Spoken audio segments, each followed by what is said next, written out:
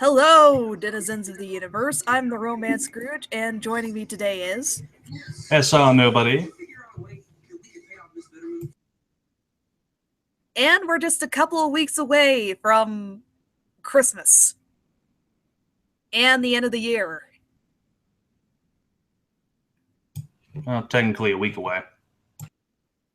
Oh, a week? I just keep forgetting that here recently. And make that 2 weeks. Yeah, Christmas fell on such a weird date this year. You have Christmas Eve on Saturday, and then actual Christmas on Sunday. And it gives me a 4-day weekend, so that's nice. Nice. With my job, I swear my hours have been yo-yoing. I got 5 days off this week, and then it's the same situation again next week, and not sure where things are going to go from there. It's kind of a... There's only going to be so many hours they're open per season. So, yeah. Really bizarre. I got close to full-time when I first started working there, and then it kind of fluctuated between 36 and 39 hours per week for the longest time. Now it's down to maybe 28. This week, I swear I'm going to get maybe, or next week I think I'm going to get maybe 15 to 20, and that's it. And then 15 to 20 after that, and then from there, I have no idea. It's driving me nuts. The holidays are usually pretty wonky with schedules.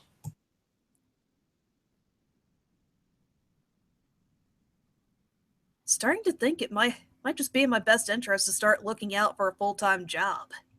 Full-time job where I know I just need to be in there by 8 or 9 in the morning, there by 5, and it's guaranteed I'm just going to be there 5 days a week and get weekends off.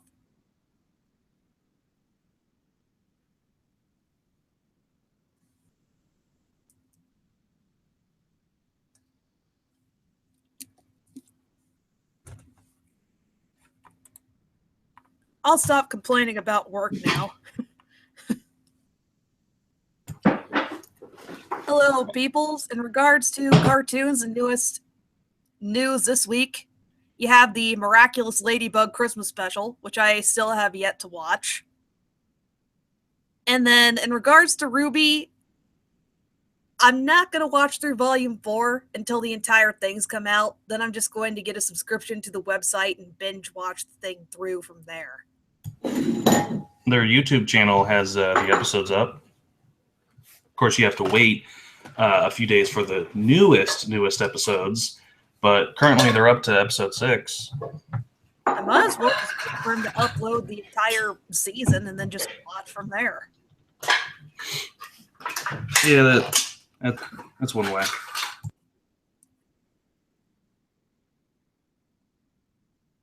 I'll just be brutally honest. Ruby isn't really a series that I'm determined to keep tabs on week by week. I'll catch up on it when all the new episodes have come out.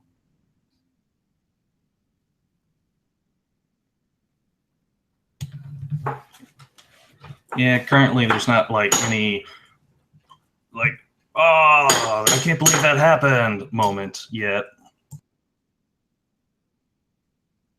I did get a major spoiler.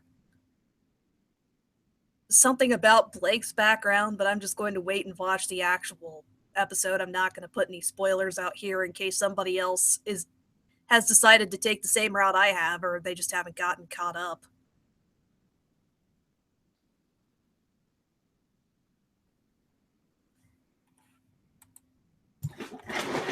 Yeah, I just watched the 6th episode today, so still processing that. I've seen the first couple of episodes. It looks promising so far. Definitely looks like they're geared up for the more serious and intensive theme they have going there. And episode 2 got me warmed me more to the idea of Blake with son. I don't really mind it as much as I used to. I kind of like him coming along on Blake's journey there. He brings a ray of sunshine, or a much needed lighthearted touch to what I'm sure is going to be a much darker or serious narrative from what they're setting up. I don't mind that.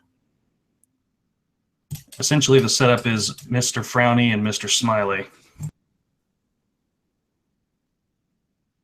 Pretty much. Been a lot of that here recently.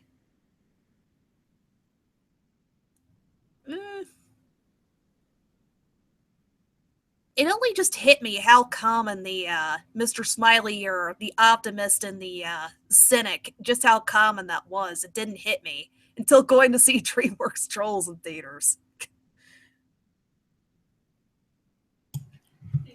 Well, it's always easy to write like the frowny, like the down character opposite the optimistic person. I mean, that's one of the reasons why I like writing. One of the reasons why I like writing Nikolai and Yolana. Shush. I saw your latest Lonely Dominator comic today. Just to fill some of our viewers in, SR has a fan comic series about Lord Dominator after the season finale for Wander Over Yonder. She's moved into a neighborhood, and she's contending with a group of very vibrant and wacky neighbors.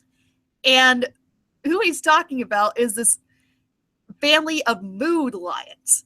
The color of their mane changes with their fur, and you have the happy-go-lucky, very kind of goofy father, and then his wife is this kind of no-nonsense, more serious kind of gal. That's the impression I got. She wears a suit. He was dressed in a t-shirt last time I saw him.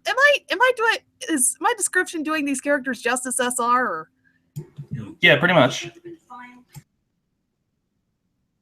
Definitely looking forward to seeing more antics with the lion neighbors there, and I like what kind of foil Yolvana plays to Lord Dominator. She seems like the kind of lady that can keep Dominator's antics in check with just a look or just the right setup of words. Is she a lawyer? No, she's actually a track and well, not to give too many ahead of spoilers, but she's a track and field star, but she is attending classes to become a accountant. That is quite the mix. I love it. And got a link. I'm going to leave a link to the Lonely Dominator fan comic in the description here shortly. Going to bring it up.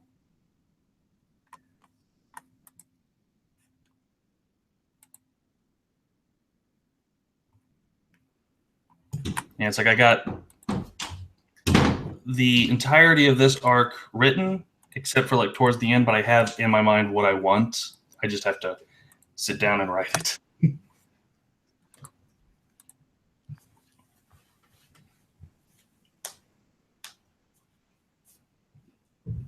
Is the art Christmas themed?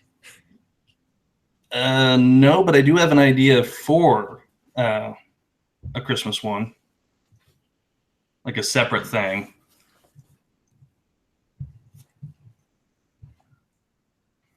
I guess it'd be a special.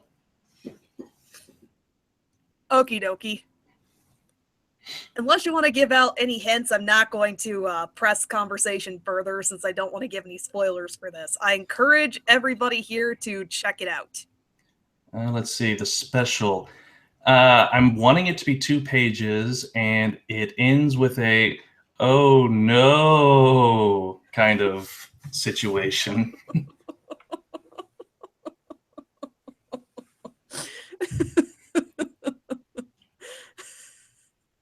That's gonna be fun.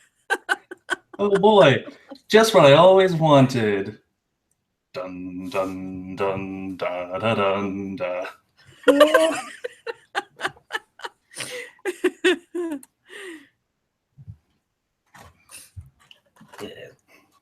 Speaking of Christmas-related topics, I've heard pretty mixed reviews for the Ladybug Christmas special, so I've been fairly tentative to sit down and watch it. The biggest thing that surprised me was that Marinette, this is the first time she's been the source of an akumatized minion, or the source of someone becoming an akumatized minion. Second, Volpina. Oh yeah.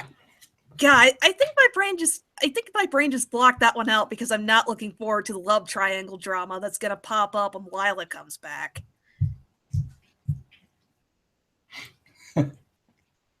Well, just when I saw it, I guess it's because I'm not used to like French pop music and stuff. But I'm like, when the music, that and after Magical Mystery Cure, I'm kind of like tentative to half-hour musical specials.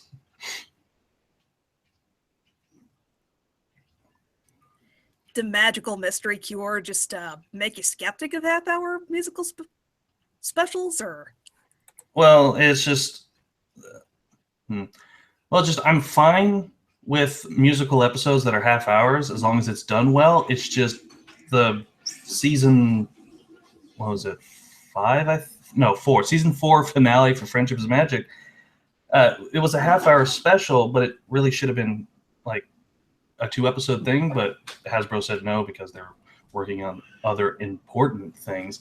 So now with half-hour musicals, it depends on the show that has my confidence in it. And Ladybug has not really, like, I don't, like, after watching the episode, I'm like, I guess it's probably because I don't listen to a lot of French-based pop music, so I guess that's kind of what, because it's very fast-paced. Oh boy. I mean, the plot and stuff is okay. It's got a lot of Adrian fluff in it. It's just the music, like, it really didn't need to be a musical, but if you're a Christmas special, then obviously someone's going to go, hey, shouldn't we put some music in there? No, we shouldn't. Are you sure it's Christmas? Fine, whatever. Or Blessed sunflower seeds. They're drying up all my spit. Yeah. So you're a sunflower seed fan? Indeed. In fact, I got a tub of 60 bags of sunflower seeds for my birthday. Oh, wow. Used to kind of know somebody who was known for chewing seeds, and he'd spit them everywhere. If you invited him over, you were bound to find a couch full of sunflower seeds. That's why I brought it up. Oh, that's not nice. Bring a cup. You'd think.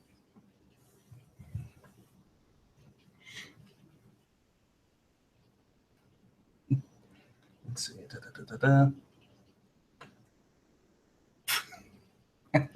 Like the comment here. So Marionette made Santa into Krampus. Nah. I don't think an akumatized Santa is anywhere near the level of what a true Krampus would be. So Yeah, watching the episode, that's my first reaction was, huh. So they turned Santa into Krampus. But then after watching him for a while, I'm like, no, he's a light Krampus at best. I mean, he's got the basket on his back, and he gives pretty terrifying Nightmare Before Christmas-esque gifts, but other than that, he's not really like that bad. yeah, pretty much.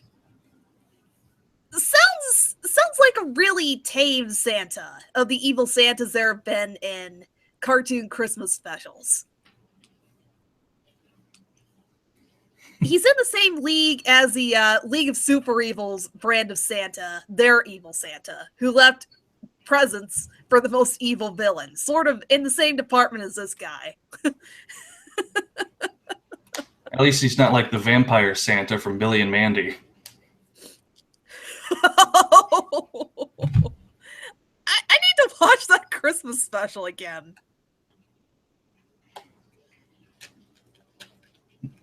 And I'd watch even more Christmas specials if Kiss Cartoon would come back.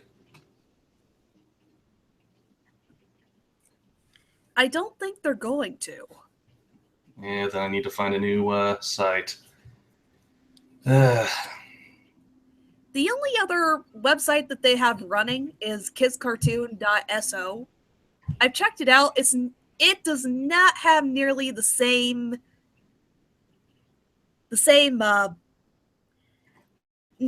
it doesn't have quite the same availability and vast store of stuff that kisscartoon.to has. I think they're trying to start up again from scratch, and their search system is kind of odd. You can't just look something up by show anymore. I'm not quite sure how it works. I need to poke around on the site a bit more, but yeah, I'll give them a little bit more time to get things finalized or come back or whatever. Cartoon Network has a new 3D series about a knight and a squire. There's probably going to be quite a few low-key, just it exists kind of cartoons coming out over the next couple of years. There tends to be.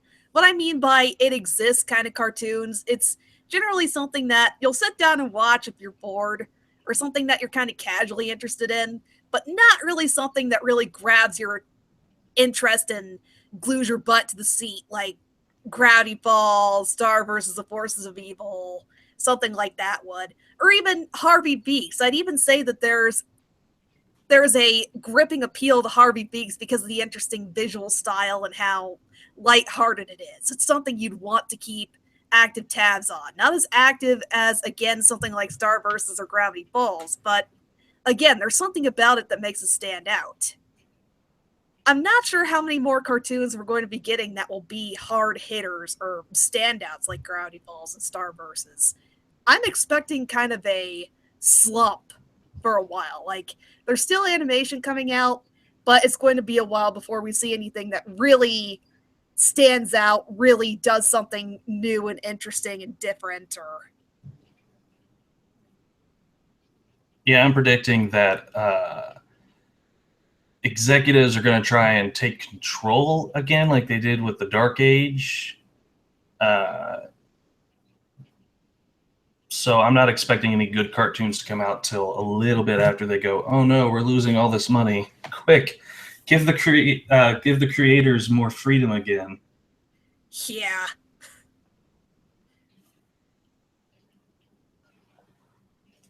I will give some credence to how much Cartoon Network is pushing Teen Titans Go and the Powerpuff Girls reboot. I really don't want to push that as it's the end of cartoons as we know it. We're going to see something else like Fried Dynamite or CN Real pop up. I don't think it's going to be that bad, but it's definitely a red flag. It's definitely something to keep tabs on. Yeah, I don't think they'll be doing another CN Real anytime soon.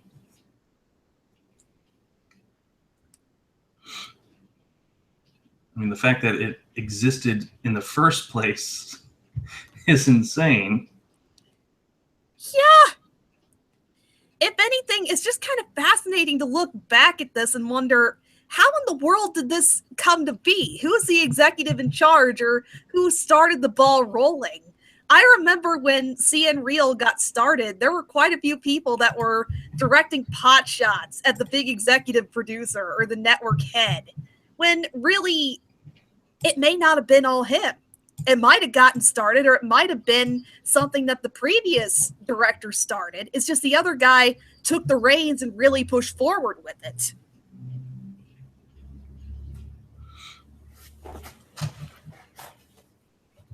Yeah, I don't know. I mean, there was a saying that I think Linkara once said, like when it comes to comics and stuff, and it could also be applied to cartoons. Well, I have to figure out, because what he said is editors are not writers. And the same could be said for cartoons, is that executives are not creators. Now, I don't know if that's necessarily true across the board. There may indeed be editors that are writers themselves. And the rare network exec that has worked on a show or had ideas and has a good feel for what the industry's like, that actually be the ideal for someone who'd hold a position like that, but it's not always the case. Yeah, it's better when someone has experience, not someone who is in the position and all they want is more for their bottom line. But as we all know, money makes the world go round. That's a good point to bring up here, Tristan. I'm going to read this off for playback value.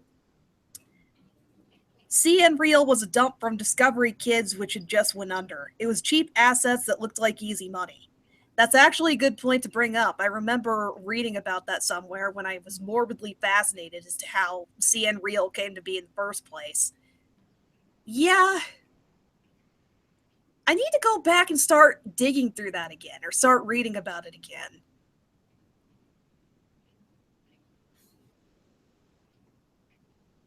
In regards to the other comment about executives learn to let the creators create, I think there's always going to be some kind of tense relationship between the person who's in charge of the money or who greenlit your series and is backing you and the person in charge of creating said thing. I've actually had this conversation with, damn it, probably should have brought him on probably should have brought him on tonight since we were going to go into this. He gives a really, but anyway. And hindsight's 2020. I guess it's along the lines of going to TLDR, what most of my conversations with this guy resulted in. The network execs want to make sure they're getting the most bang for their buck. They want to make sure they're getting a return on interest or investment. So some of these guys feel like they're going to get the full bang for their buck or the most of their money if they're looking in and seeing what the creators are doing. They want some creative control over the property that they're backing or funding. That's what some of it would boil down to. It's not the entirety of it, but I think it's the bigger driving force in the situation. Yeah, I can understand an executive coming in, checking in, like, hey, can I see what you guys are working on? It's just those moments whenever there are like scenes or a line that are clearly like, oh, clearly that's a mandate type lines. Those are like, it's like, really? Come on, man. Those kind of like moments. One of the most ridiculous things I've heard in regards to network execs meddling with creative freedom or license in the show, in season 3 of Total Drama World Tour, it was an executive mandate for the characters Duncan and Courtney to break up and for Duncan and Gwen to get together. It was rumored that this was an executive mandate because there wasn't enough love triangle drama bull crap in the show. God. Either that or the executive was a very particular shipper. I'm not sure what they were thinking. I guess you could look at it as you have the ultimate say in what ship gets to sail if you're the network executive or if you're the higher up producer or you're the person writing it. Imagine having all that power. I don't really want that power, to be honest.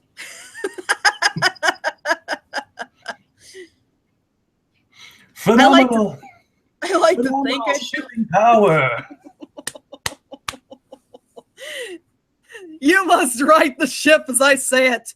Puts a gun against somebody's head. Oh my god. So ridiculous to think about. You must right the ship as I command it. And then that script gets lost. And the real script gets put on TV. This isn't what I told you to write.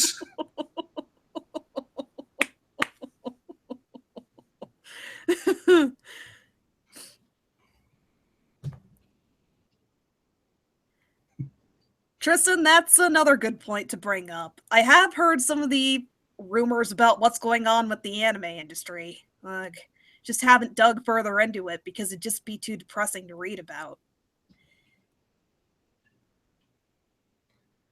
There's all this talk of executives meddling, and just makes me think of that scene from Wayne's World. It's like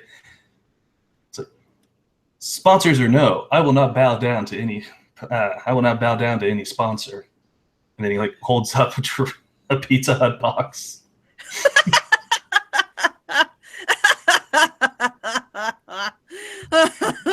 And then like Garth is in a full Nike outfit. It's like people only do things because they get paid. And that's just really sad. I can't talk about this anymore. It's giving me a headache. Here, take this. Ah, new print. Little, yellow, different.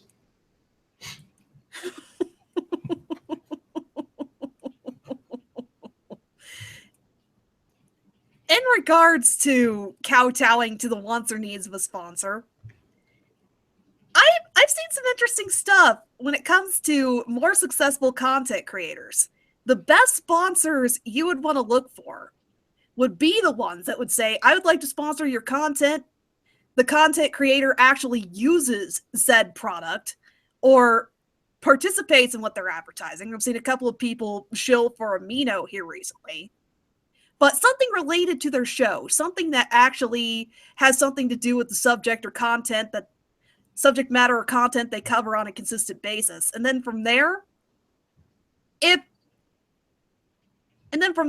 content creator should be allowed to address this or set it up in whatever way they deem fit. That is the ideal relationship between a sponsor and a content creator. This is a slightly different creature from network executives and producers and creators for cartoons and such. Just thought I'd bring it up as an interesting aside or discussion topic.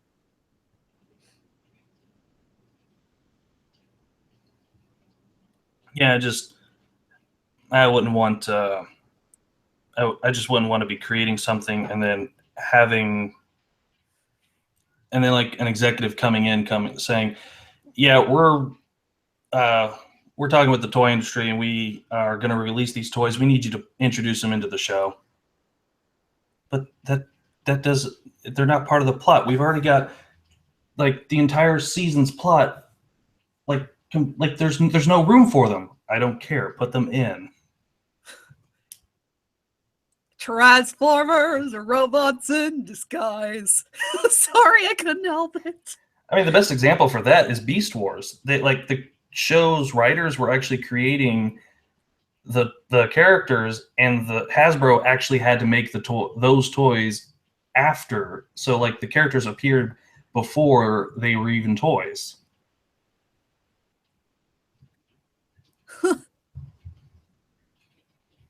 So I guess Hasbro learned from their lessons. Like, we're not doing that again. True that.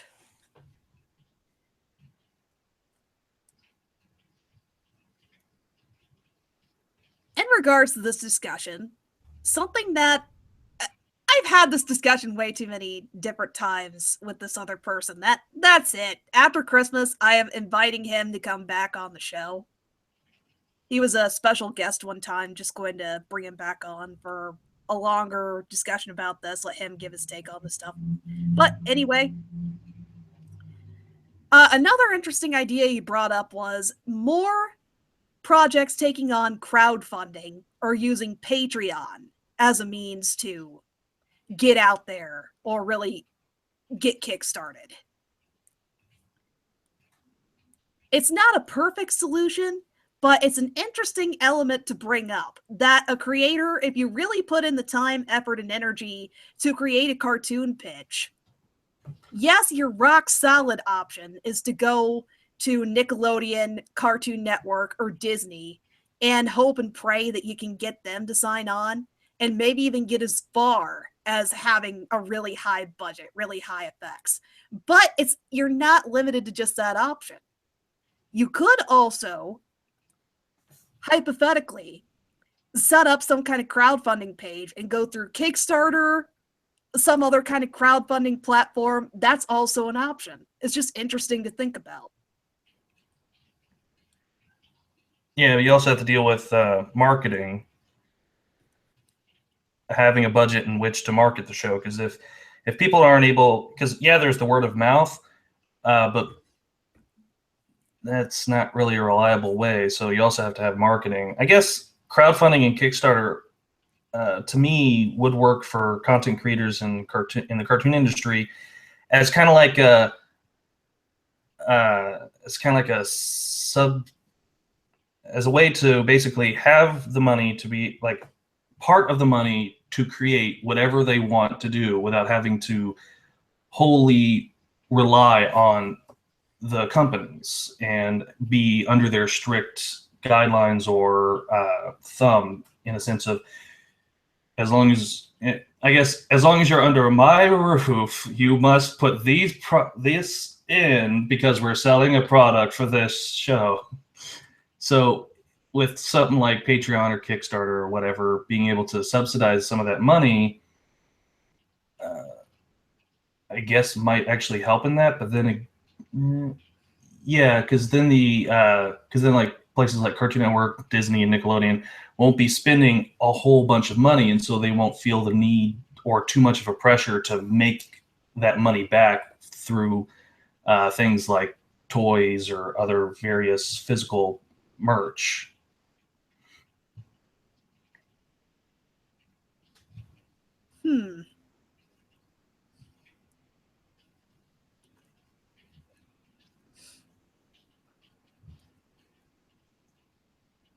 I don't know. I'd have to. I mean, it's just something that popped right off the top of my head, so I'd actually have to give it a little bit more thought. But yeah, I don't know. Looking at some of the points brought up in the chat here, that's definitely a valid point to bring up, that crowdfunding has that kind of pro-con, and that there's the caveat of people may not be so inclined to donate or feel or want to donate to your Kickstarter because there have been so many people that have pulled the take the money and run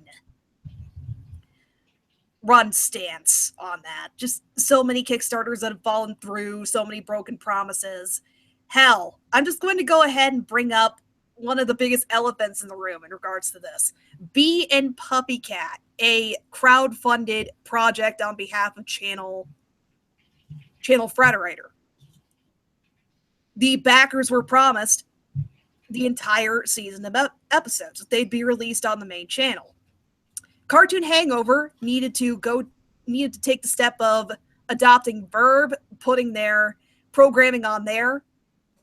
It's understandable that they team up with this app and say that you can watch episodes sooner for $3.99 a month on this app. That it helped them be able to fund the entire process, fund their animators, all that stuff. But the kick in the crotch was that Bee and Puppycat was funded by a Kickstarter or a crowdfunding platform. A lot of the backers, the point was the series will be uploaded for everyone to watch for free on their YouTube channel, for free or with some ads on there. What brought this to my attention was that I was talking with my buddy Alpaca. She was a backer for Bee and Puppycat. She was pissed.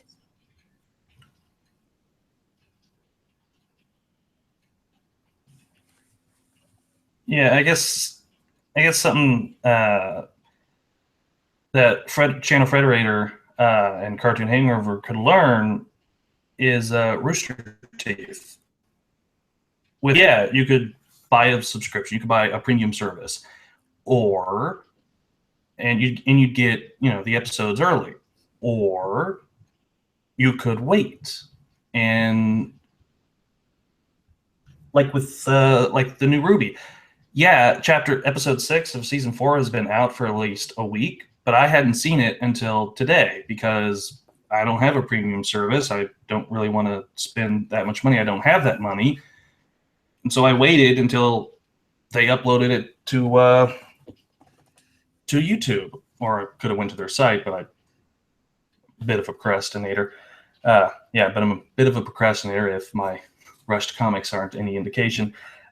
So with Bee and Puppycat, what they could have done is like, hey, here's some early access if you want to see it early, but we'll be releasing it schedulely through YouTube for free, like that. But I guess, they didn't decide. They decided not to go that route, which is kind of why I'm a little bit disappointed that Kiss Cartoon and Kiss Anime is down, because I was going to wait till someone uploaded the episodes there and watch it.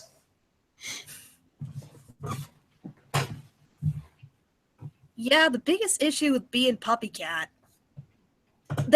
supposedly there's going to be an early access link for backers. The link was up for a short period of time, then whoop, went away.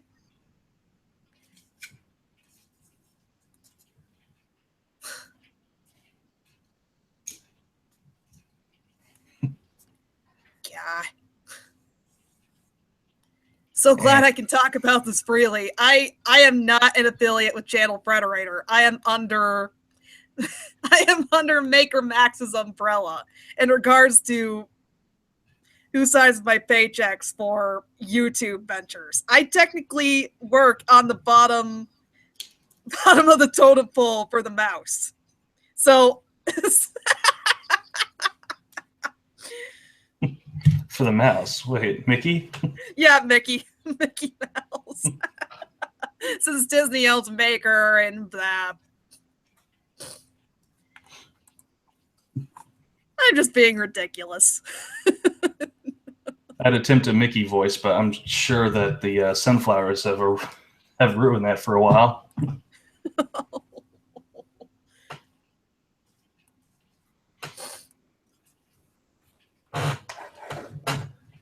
We'll see what happens with Bee and Puppycat and all that stuff. I think Channel Hangover or Cartoon Hangover said that they'd eventually upload the episodes for free bit by bit. They just released newer ones on Verve first, several months in advance.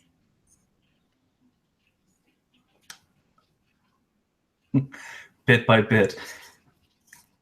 Here's a 1 minute part.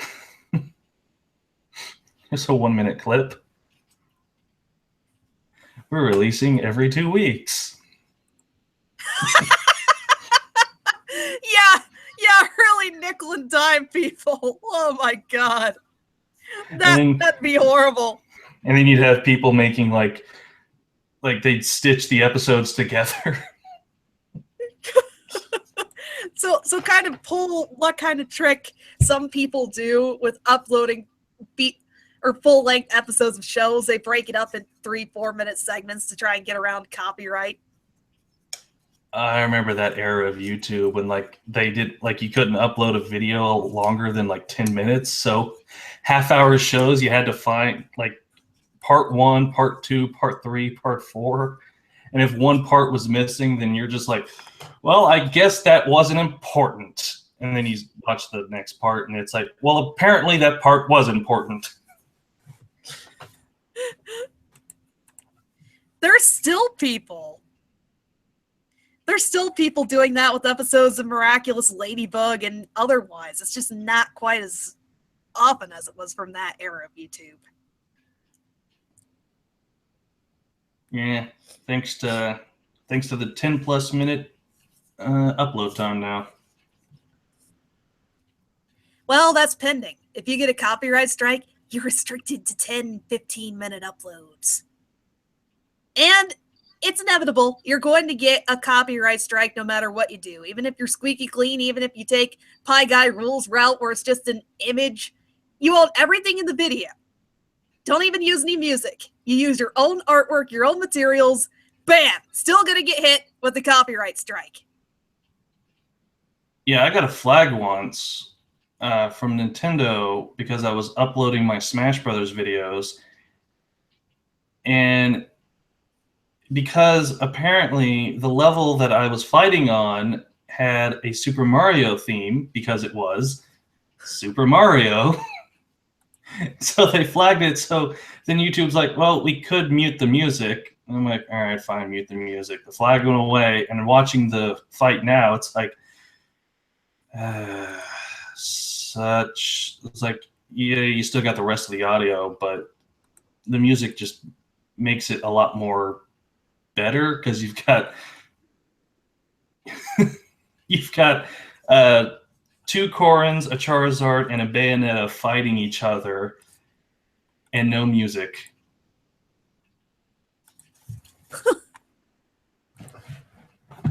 And now Smash Brothers presents Interpreted Dance with violence. It pretty much is. Especially the way I play Corrin.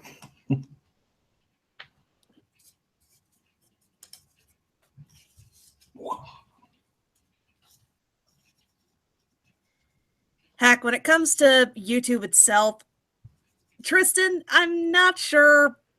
I'm interested to see if there is going to be some kind of competitor or someone who knocks them down off their proverbial pedestal and takes their place as king of the mountain in regards to videos, content creators, and stuff. I have been hoping for that for years. I don't think it's going to happen for quite a while, though. I don't see anyone really all that promising.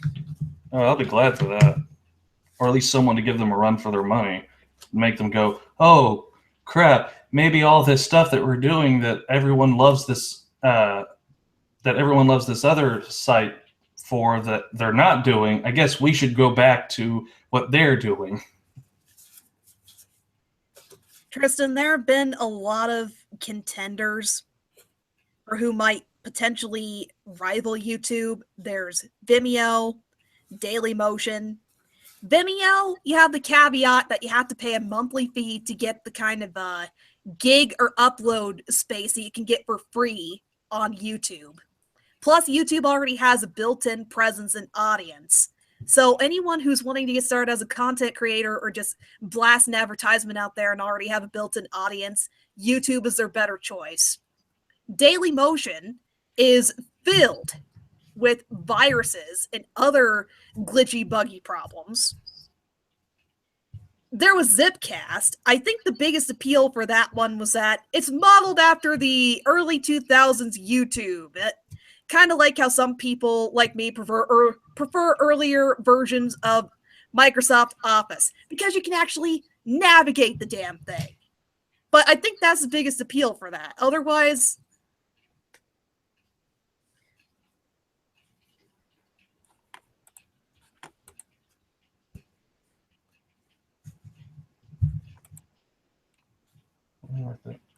oh, that's right. That's why I wrote that down.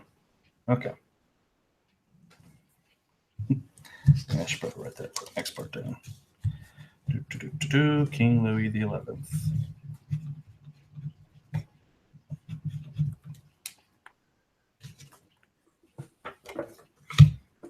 There we go. Twitch versus YouTube. Wouldn't be able to really give much of a rundown there since I haven't really used Twitch. The most I know about it is that one of my gamer buddies used to rave about people who made a living or got on Twitch soon enough to become these big Let's Players and streamers and junk. And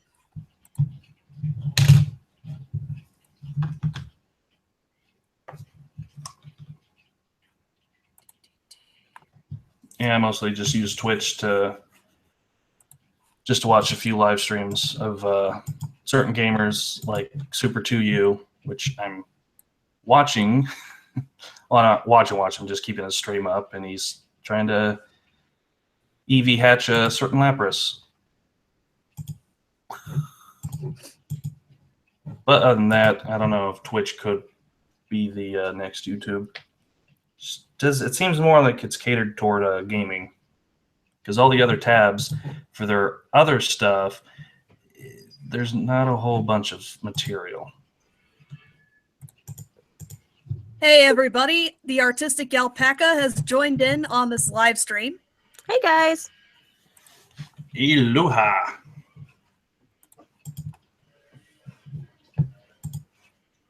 The past half hour or so has just been a bunch of bitching and moaning about YouTube, Oh, God. content creators not getting there. Just do a little bit of discussion on Cartoon Hangover and Bee and Puppycat. Oh, don't get me started. Let's not go back. Let's move forward. Alrighty. Because there was actually... Did you show him the article that explained why the Bee and Puppycat part is an issue? I need to. That'd actually be a good idea. I'm gonna... Please do. Because I'm actually partnered with Frederator, so I can't do my bitching and moaning like I want to, but I can do my critiquing, and that's basically where I'm like, please read this. This is how I feel. One moment, I am looking up the link. It's buried somewhere. I love complain. my network. I love my network, but I love it like an adult. I can't complain. But if I write it down and hand it to someone not affiliated, then you can hear their complaints. I'm not saying Here is nothing. the- I'm just showing you someone who thinks what I think. Alrighty, I just put the link in the chat to this particular rundown of Cartoon Hangover, Bee and Puppycat, and all that madness. And then YouTube's is doing the whole, you need to like have a video every day or every other day. I'm doomed. Goodbye. Nice knowing you. Seriously? Yeah, because with me, I can only do like one every other week with the way things are right now. So, you know, any content from me is going to get looked over pretty easily. I'm a procrastinator. The only video I've uploaded for YouTube that wasn't a Smash Brothers video is the storyboard animatic with the Wander Over Yonder villains playing D&D, and that was quite a while ago. The next animatic I want to do, yeah, I don't know how long it will take me, but I'm pretty sure it will take me quite a long time.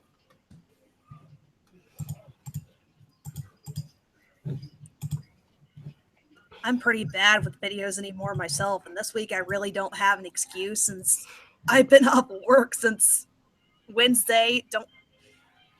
God, I'm kind of fearing for my schedule and hours. It's just, not gonna touch on that or go over that again because yeah.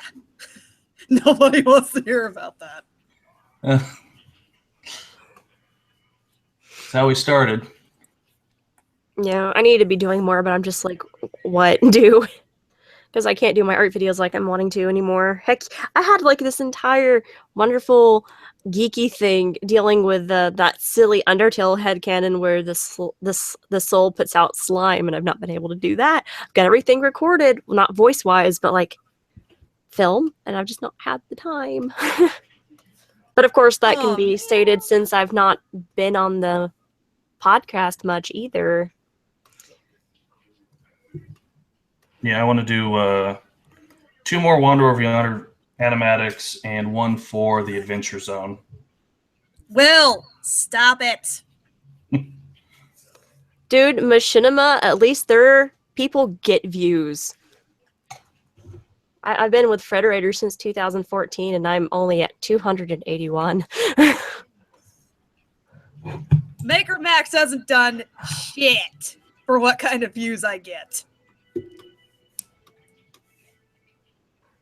And YouTube is just making it worse. I hate this so much. You have no idea. This is like, other than my art, this is my only income right now. Ah, jeez. Because, well, okay, maybe I should explain the situation on why I'm such a salty person today. If you feel so inclined. For those of you who don't follow my Tumblr, my father had a Widowmaker heart attack on September 22nd of this year. His heart is only at 15% capacity, and according to the doctors, he can literally just drop dead at any moment. Bending over, reaching over his head, any of that.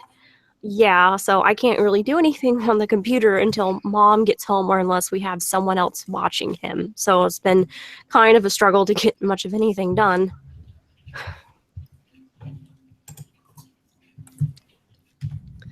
So I'm just kind of stuck here. And I've got my own stuff I have to pay bills for, and I've not even been able to do that at this point in time because everything's just kind of suck. I don't like 2016. It can just end now. It's ending pretty soon here. Will he can't get a heart transplant because his heart is not bad enough according to the doctors. We're having a hard time getting them to put in an internal defibrillator. So it's just kind of like he's not on a list, basically. Wow. Yeah, it sucks. And I feel really bad for him, too, because he can't have any of the food he likes because he can't have salt. He can have, I think, 2,000 milligrams of sodium a day. Oh, wow. Yeah, so I'm just like, he really loves pizza, and he can't have pizza, and it's just like, jeez. Because my mom can't have red pepper, I can't have pork, he can't have salt, so our diet, basically, at this point, should probably just mostly vegan. Oh. Oh, man. It's the TMNT's worst nightmare. Yeah. Apt way to put it, SR. Well, comedy's how I cope, so I don't really know what else to say. If you guys have seen the episode Gym Harvest where Lapis is joking about her internal crisis at the dinner table, that's me. I mean, hey, you saw the picture I sent you of burger pants. Hold on, let me go read it in the voice. Gee willikers, I like to slip on a glam burger and snap my neck, and boy, howdy. And I know that's very dramatic, but that's the best way to be, is over dramatic. It helps just a little. As Garnet once put it, all comedy is derived from fear. Yep. Tristan, I agree with you on looking up a Team 4-star bridge series. Those guys are the masters of comedy. I actually really like watching Silver Quill, the My Little Pony reviewer, because his stuff is just hilarious. Oh, he was pretty good too. I remember you sent me a link to his video on a rundown of... I don't even remember generic Twilight Sparkle love interest name right Flash now. Century. Oh yeah, it was a video on Flash Century, and you pretty much put the sub or side comment thoughts on Mayor Dewey. Yeah, that was basically how I feel about him, because it's just like, it's not that he's a bad character, it's just like they're not doing anything. Because that's like a really big issue that I have with a lot of cartoons from Disney, is that, oh, this is a good idea, you could do a lot. Oh, okay, I guess you're just gonna go do a repeat of the first me. All right. Along with Silver Quill, I'd throw in Anthony C. as someone who I watch for... Yeah, he's fun too. Dr. Wolf has some really inspiring videos too. And if you just want to watch someone and feel better about yourself, shoot, what's his name? Give and Take. Any of his videos, just any, My Little Pony or otherwise. Oh, Blue Zebra, I'm so glad you brought that up. Sword Art Online Abridged, I freaking love those guys.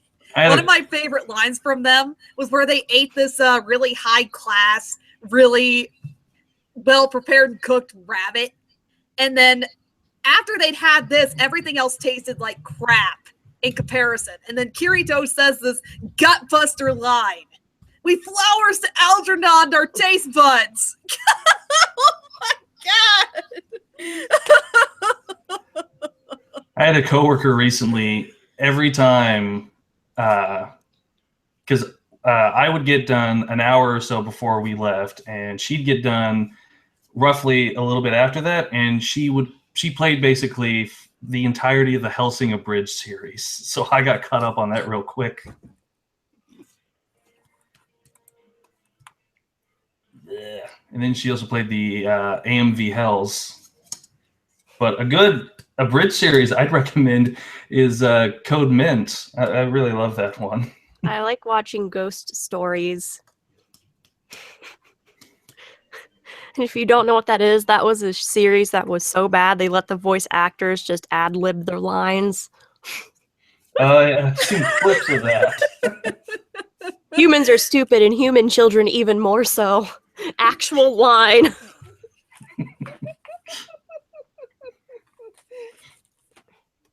I can just imagine Peridot saying that. Humans are stupid and human children even more so. just as some kind of really snarky, sarcastic dig after Steven does something she doesn't approve of. It's not mean, but Even better yet, she tells him not to do something. He does it anyway and hurts himself. She seems like she would be that type of mom, to be honest. Encourage creativity and all this, but if she says something is stupid and not to do it, you better not do it. You're not getting any sympathy.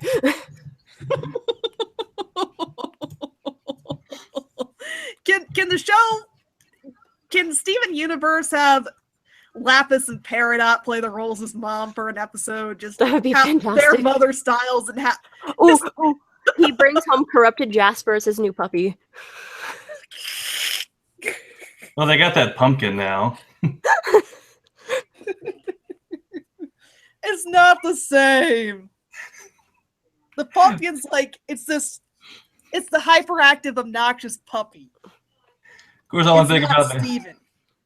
all I'm thinking about now is that one episode of SpongeBob where they adopt a clam. So imagine Lapis in the position of like Patrick, and then Peridot in the position of SpongeBob at that one scene. It's like, oh, it's like I work really hard. What do you do? And then SpongeBob showing all the dirty diapers. Just imagine Peridot except with like the pumpkin puppy thing. You want a really good laugh that is actually a part of the official dub for a show? Yuri on Ice. That dub is so outrageous with the accents. It's gorgeous. Oh yeah, Octopimp. Oh, I came. There's a line. That is the line in the thing. I think it's the guy from Switzerland. I think Sweden, one of the S countries. And I watch the dub, and every time I have to stop because I'm laughing too hard. And I don't know why. Do it. I used to watch it on Kiss Anime, but that's not up anymore. Because my anime doesn't, not my anime, my internet doesn't really like Crunchyroll. So. Well, don't bring up troll ships. Shrek can be better than that.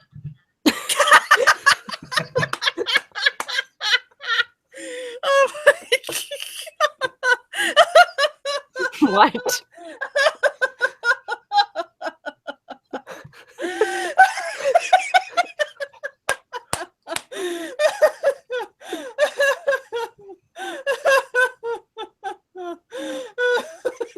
Christmas came early.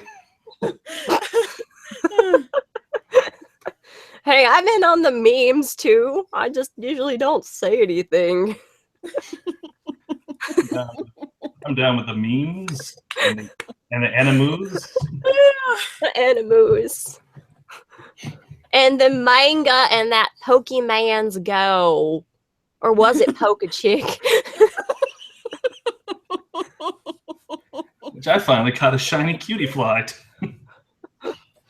Get your Pokemon Go out of my yard. That's another show to watch if you're feeling sad, is the Southern Women channel here on YouTube.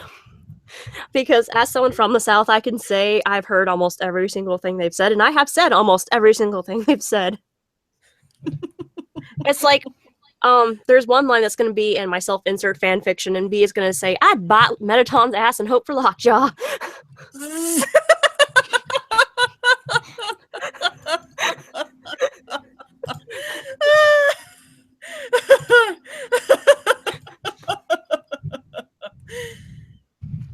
Okay, after Christmas, I'm going to need to bring in the irony of that is that he's made out of metal, and that's how you get tetanus.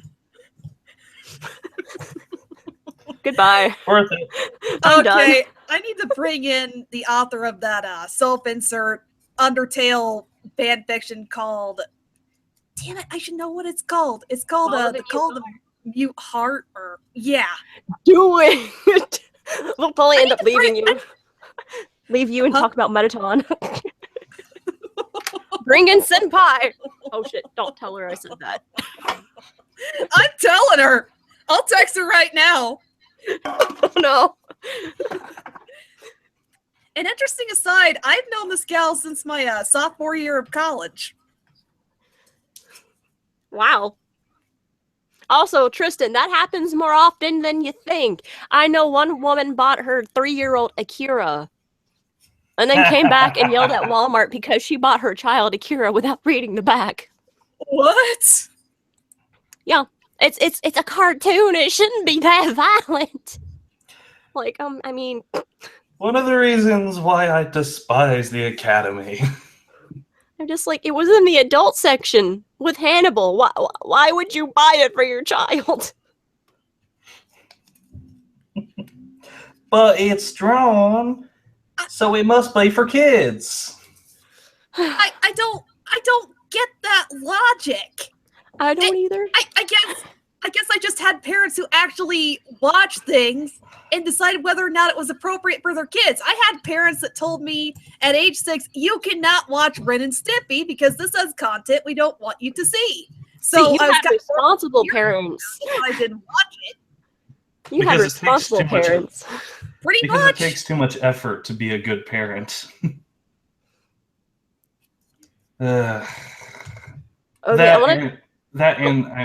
I guess it's the Hanna-Barbera era, because a lot of Hanna-Barbera cartoons, which were prevalent during the 70s, are made basically for kids, along with the cartoons from the 80s being toy sellers. So people from that generation growing up and stuff, they're just like, oh, all cartoons are just for kids. My dad was born in the 60s, and he's able to discern that there is such a thing as adult animation and animation intended for kids. So it's not an excuse. It's not an excuse, man. I mean, you also get the same thing with Marvel movies. I've seen parents, like, I've heard stories and I've seen parents taking their little kids to go see Deadpool whenever I went to go see it. And I'm just like, I don't think they realize that Deadpool is rated R for a reason. Oh, well, it's Marvel. It's Captain America. It's fine. It's fine for the kids. It's Marvel. Oh, no.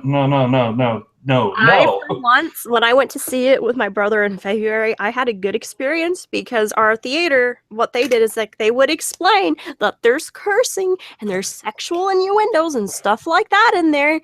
And the parents would either be like, oh, okay, so you're not seeing that. Or they'd be like, oh, yeah, we know, but our kids are mature enough to understand this and we will talk to them if we have to.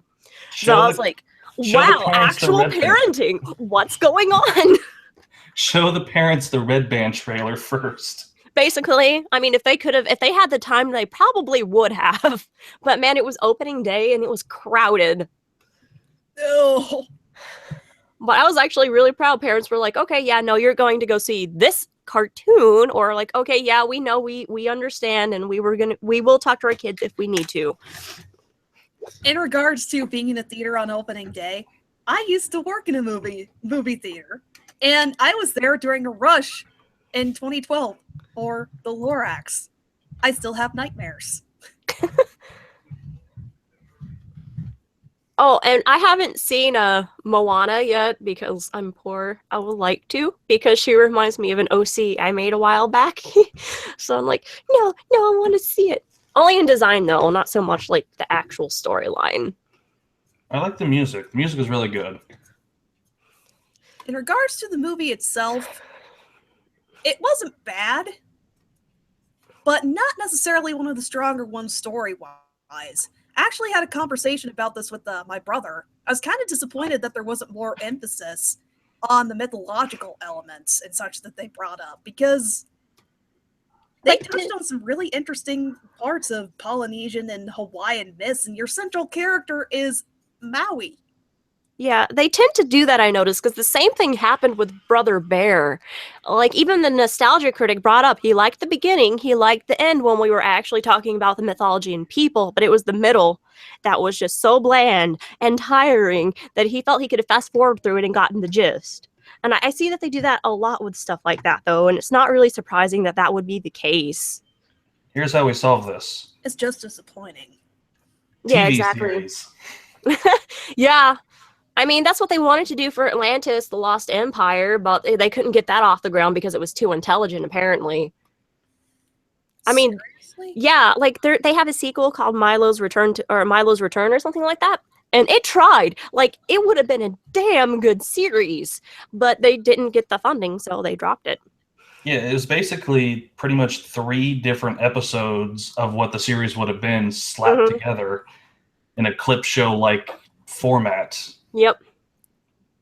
Which is a real shame because Atlantis is pretty much a very, very, very, very good movie. Yeah. And it's just disappointing when they do that. Like I said, it's something that they tend to do, and it's just really sad that that's what they keep doing. Yeah. I mean, when it comes to Moana, at least when I left Moana, when I left the theater, I left it going, you know what? I'm glad I saw that. But when I left Frozen, I went, they really should have written another draft. Yeah, Frozen for me was really frustrating because I still think it would have been better if Hans was going to like turn on them, but then end up turning on the guy who hired him. I don't know. I saw it coming for some reason. It's like not even before Love is an Open Door. I just saw him, how they met, and I was like, oh, he's gonna be the asshole, isn't he? Mm-hmm. Yup. There's a reviewer, Cellspec, who pretty much explained, in her review for Moana, she says that the reason, and I think this might actually be the reason why I like Moana over Frozen, is the fact that there is no dead weight song. In Moana, all the songs are there for a reason. In Frozen, there are 2 songs in there that you could cut from the film and nothing would change. Yep.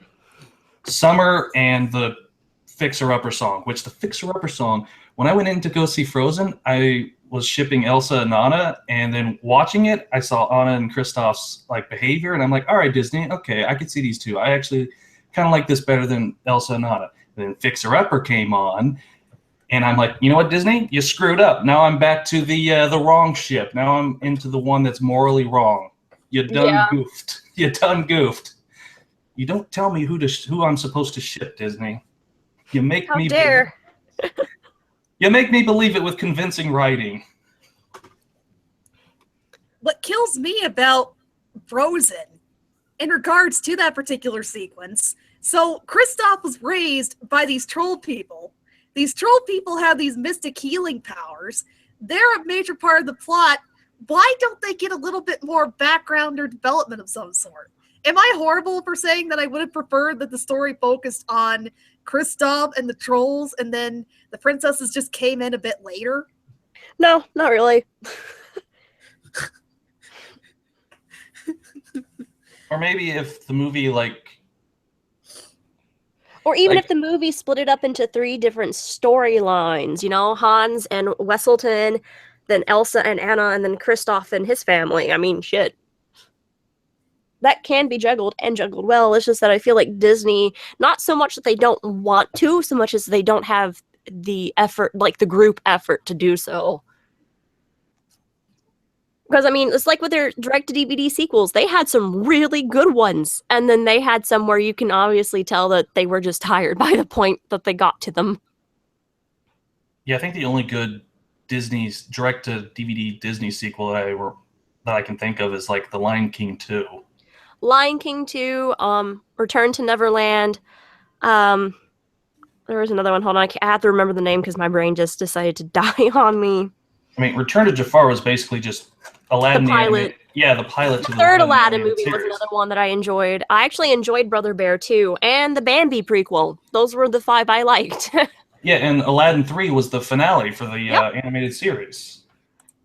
And I felt like, with the third movie for Aladdin, it was like they had the effort. They wanted to do it, and it was great. And it was the same thing with Return to Neverland. Yeah, there's problems with it, but you can tell that the crew loved what they were working on. Same thing with the second Brother Bear sequel. It wasn't needed, no, but it was cute. It wasn't I would watch it again if I could. It's just that, what time? Oh yeah, The Rescuers Down Under. Oh yeah, that one was a really good one too. A lot of people forget about that. Case in point. Well, I never think it's Disney. I always think it's like Warner Brothers or something for some reason. So I'm just like, oh yeah, no, that's not Disney. Yeah, I made a Disney playlist for my iPod for work, and I've got like 60 songs on there, and so I threw in Without Question from El Dorado going, and every time it pops up, I'm like, I know this is DreamWorks brain. Don't hate me for putting it in the Disney list. I just love this song. All right, here's an interesting question from the comments. Frozen, what are your thoughts on them bringing in a possible princess for Elsa? Will they or won't they? In other words, what do you think of the idea of Elsa being a lesbian? Please, me. Yes. But I don't think they're going to do it outright. I think it's going to be one of those sneaky things where it's just kind of, she's there, they're besties.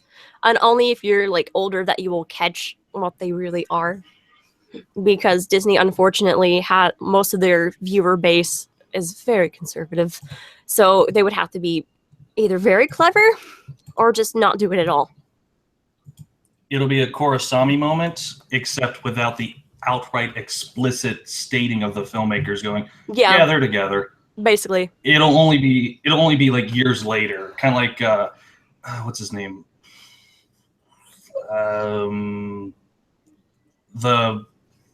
The one gargoyle, the one with the, let's see, not Brooklyn, not Hudson, not Broad. Oh wait, I think Broadway. Hold on, I'm gonna look it up. But years later, one of the creators of one of the gargoyle people who worked on it said that yeah, this one's gay. Does this more prominently show up in season 3? Probably. I don't know. I only have the first season, and then I'm like, I have the first part of the second season on my Amazon list, and I just don't have a whole bunch of money to. Oh, Lexington. That's his name. I've not been able to watch it, so I haven't even started. Wow, I didn't know. That's pretty cool. Yeah, Lexington was later. Let's see. Oh yeah, he holds a soft spot for for Alex in third season. Blah blah blah blah blah blah blah blah blah blah blah. So yeah, it was unrecognized by the character. Those are just annoying character things where it's like either a character doesn't show it, but then it's said by the creator years later, or a character is obviously, but for reasons the creators can't say it. Kind of like what's his name? Back to Wikipedia. Oh, come on.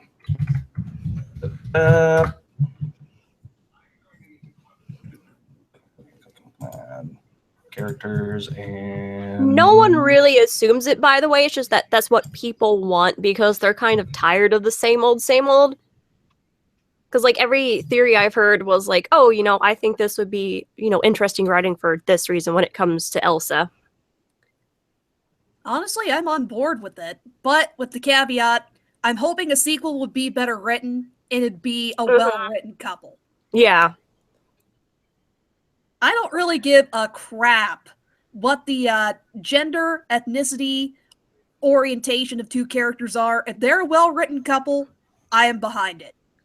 Yeah, that's why I'm working really hard on my fan fiction because I'm like, I want to rescue self-inserts from the Mary Sue bin, please. Because it's like, unless it's a certain character, you're not allowed to do any romantic pairings anymore in most fandoms, and it's like, it's depressing. Like, I sit there and I just... Mr. Simmons, that's who it is. Oh, yeah! That's who I was thinking of. Mr. Simmons from Hey Arnold. It's disappointing that in order to have an explicitly gay character in a show, it usually has to be an adult cartoon. The one exception coming to mind is Starfan 13 from Star Versus, but even then, it's kind of downplayed. you pick it up from her expressly saying that yes, she has romantic interest in Star, but that's as far as that's gonna go. Yeah, and like the only one that has like obviously very gay, lovely lady is a Steven Universe, and even then people are like, oh, they don't have a sex, so it doesn't count. And I'm just like, okay, keep justifying that. Okay, that's fine as long as it stays on the network. It Well, counts. It's also due to the fact that some people can't just like a lot of people angrily What to are you doing me. down here? Yeah. Oh, sorry, my dog snuck down here. Oh no. Oh, they're fine. They're just kind of wandering around. Oh, I accidentally left the door open, so it's my fault. Oh, it's fine. They're fine. I was just surprised, that's all.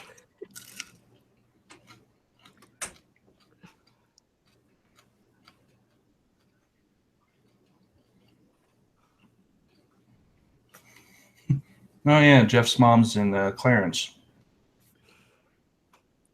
Well, yeah, that's true. Speaking of setups like that, I really like Clyde. I think the character's name from the Loud House is. He has two dads. I like how the cartoon set that up. Yeah. That's it. Yeah. That's their first episode. Trying to remember it. Oh yeah, the sleepover episode. Yeah, that was a pretty clever thing.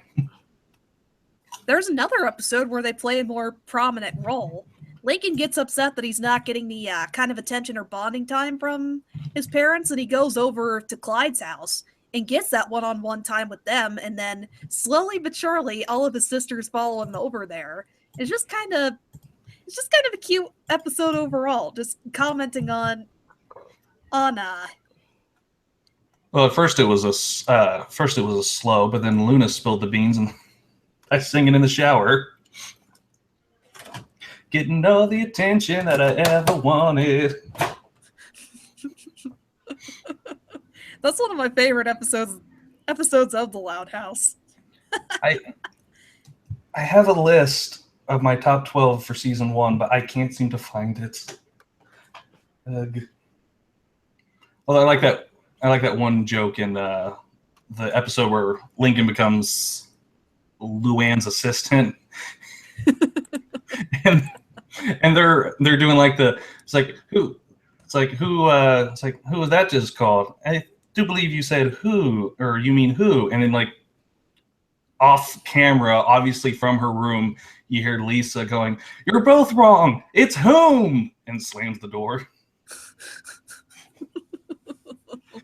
Like they didn't need to have that joke in there, but I love them for it.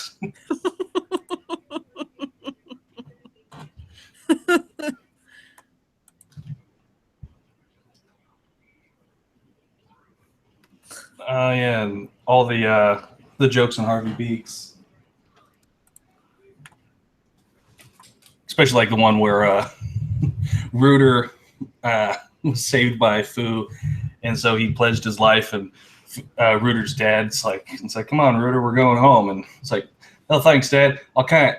I've pledged my life to Fu there. I see. Well, well, I know what scene. Yeah, just know that we support your choices, and we've always seen Fu as a part of the family. No, not like that.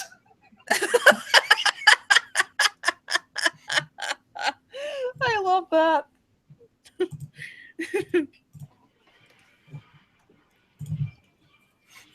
Oh, and then the entirety of Dade.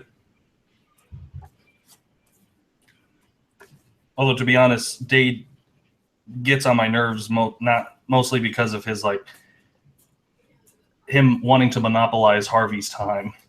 It's like, dude, Harvey has other friends. Fee and Fu are much, much cooler.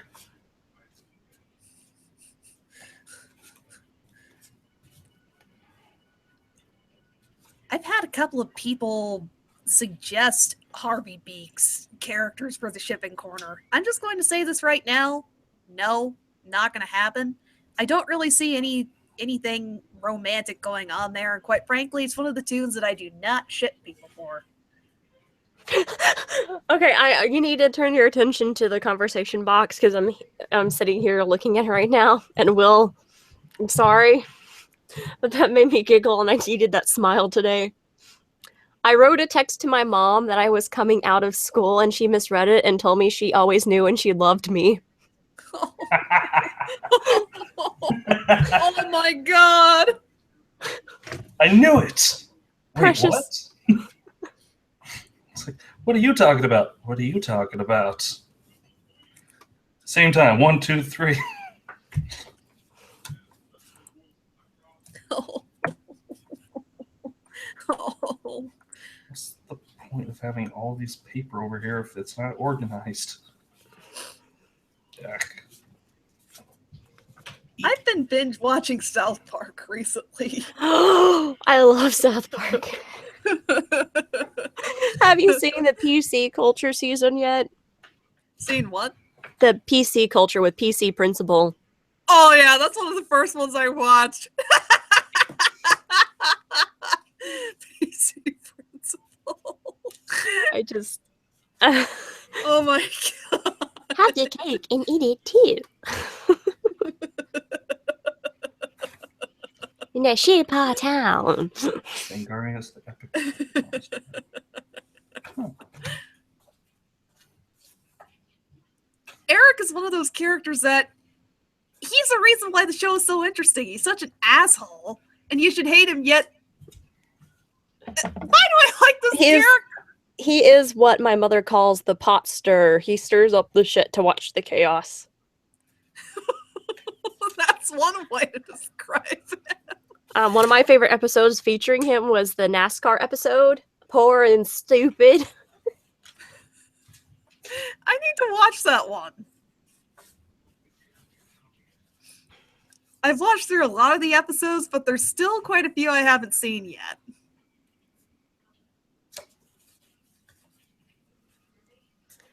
The newest season that came out is just it's too close to home.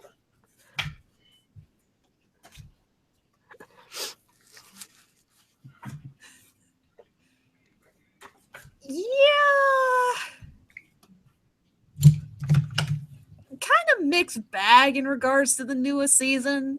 I didn't hate it, but I didn't really. There were several high points and several things about it that I liked.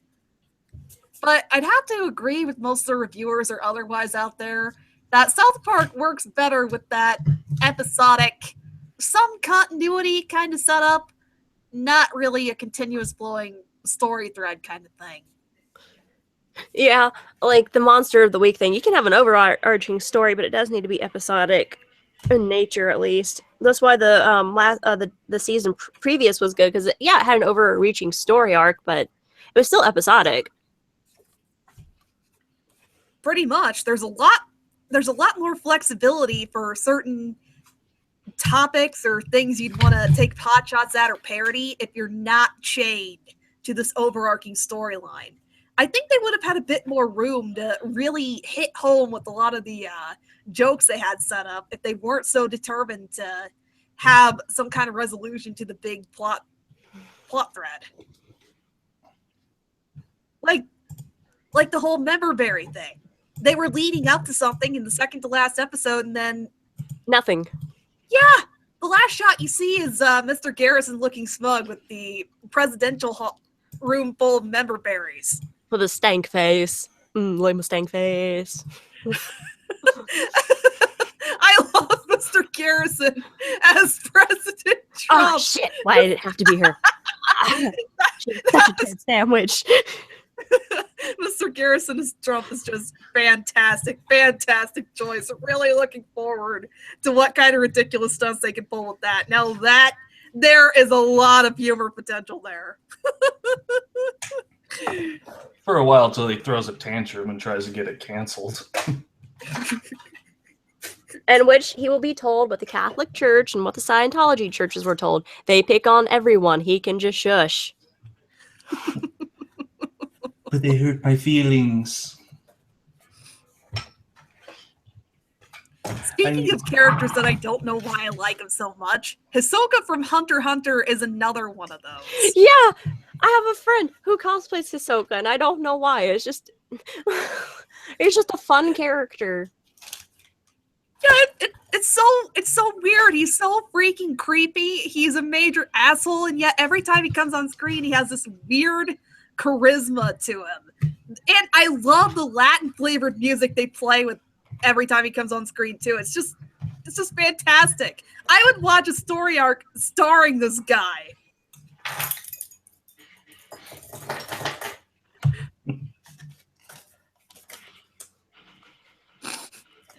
Oh no, that's the wrong one. Tristan, why? Why? I'm not reading that.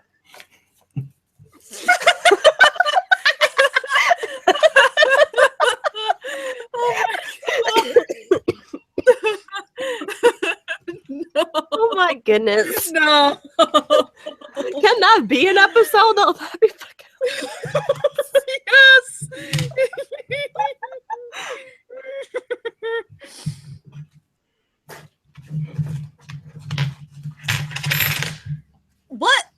What are you listing off there? Ari, Archer, Coach McGurk, or Pan Pizza? When I say Pan Pizza, other asshole characters. Yeah, other asshole characters that we love. Oh, are you referring to? Oh, I found it. To Rebel Taxi's avatar, because in that, or is this a completely different cartoon character? I'm kind of lost here.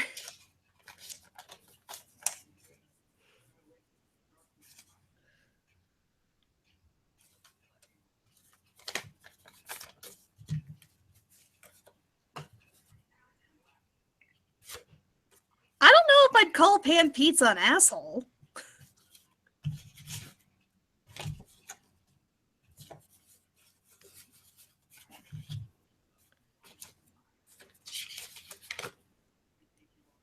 Yeah, he's not really one. He's just Izaya Orihara from Durarara. I have a friend who absolutely loves that character. Is that the blonde bartender dude? No, that's Shizuo. Oh, my bad. It's easy to get confused because it's such like an underground anime. Okay, Ari, that explains it. I haven't really watched Pan Pizza's podcast. I might pick up on more of it there. There's another guy I do a podcast with that I definitely call an asshole, but a lovable one. I'm an asshole. It's like we're all asses. It's just to an extent.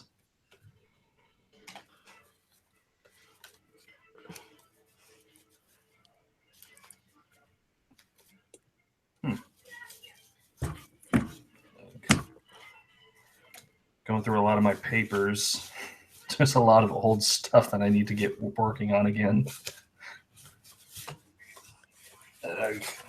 May just have to ask my brother about Pan Pizza a bit later. I'm kind of curious now.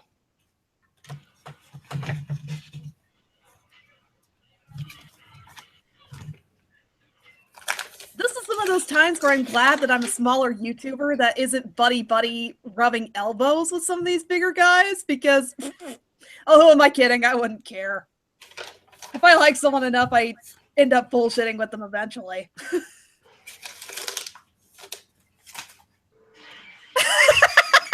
Blue Zebra!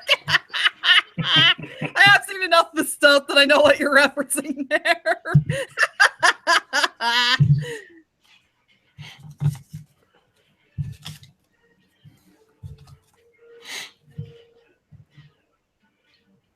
Admittedly, that's the first thing that always pops in my head every time a new show comes on and there's a goth girl on there.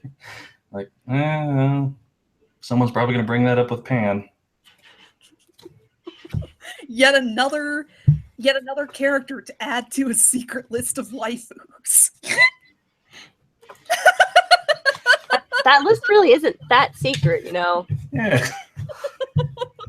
Secret in air quotes. There you go. It's a secret because I carved it into stone and put the stone face down.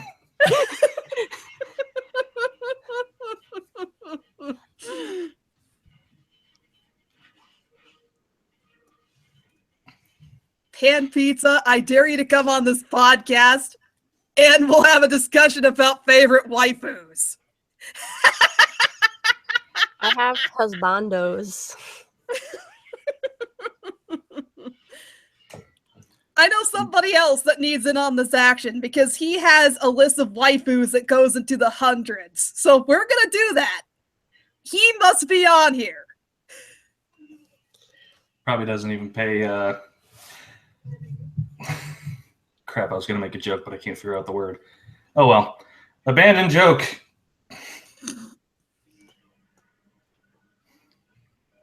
I'll quit being vague about who I'm referencing here. The guy with the list of 100-some waifus is Downloads Bacon, another guy I do a podcast with. Eric and Bacon, talking rainbows, talking puppies, Star Versus podcast. Look it up.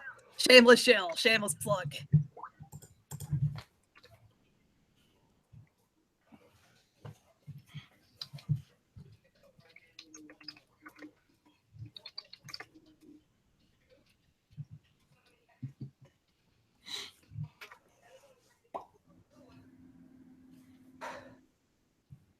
Where did waifu even come from? I think it was forgot my Az- X-Kit's not on this browser. Oops. I think Bye. Azumayo Dayo, Excuse me. if I remember right, yeah. I think waifu was a term that was developed by 4chan or something.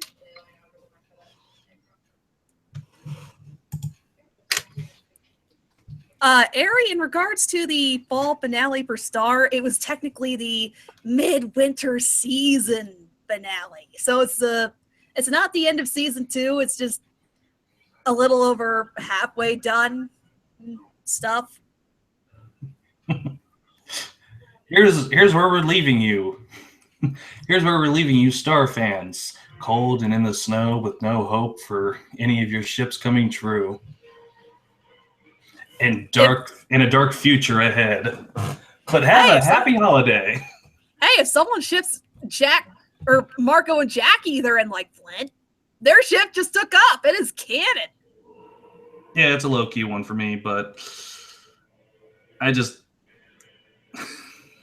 like looking upon other shippers and seeing their anguish and torment and just be like, yes, it is a good thing I do not ship that.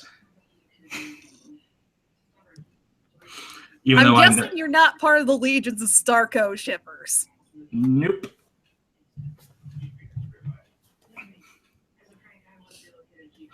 I'm more in the belief that men and women can just be friends.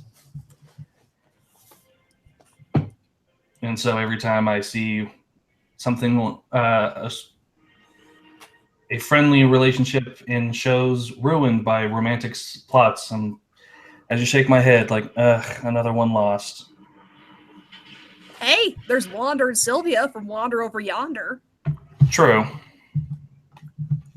I do agree, though. I would like to see more just platonic male and female friendships in cartoons. That'd be very welcome.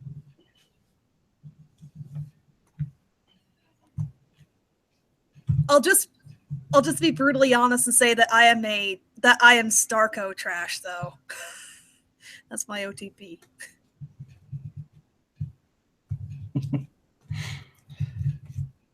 Yeah. Oh, the setups where they have a character holding hands with both of their popular ship choices. I've seen people do that with Peridot, Lapis, and Amethyst too. Yeah. I saw someone did that, and it was like Rose with Pearl and Greg, and then someone drew an extra panel where it had Pearl smacking Greg with her free hand. I was like, well, I mean... They're not wrong. Yeah. I don't like your tone. Yeah. I like that one comic someone did with Pearl and the Mystery Girl. And Pearl's introducing the Mystery Girl to Stephen and Greg, and googly eyes with the mystery girl to Greg, and then the next thing Pearl notices, and the next thing, the last panel Pearl is chasing him. yeah, let me drive my spear into your heart. Let me drive my spear into your heart. Oh my god. And if it looks out of place, well, Greg, that's okay. I'll just twist it even. God, Abandoned stop! lyrics. Abandoned lyrics. Stop! Abandoned ship, abandoned ship.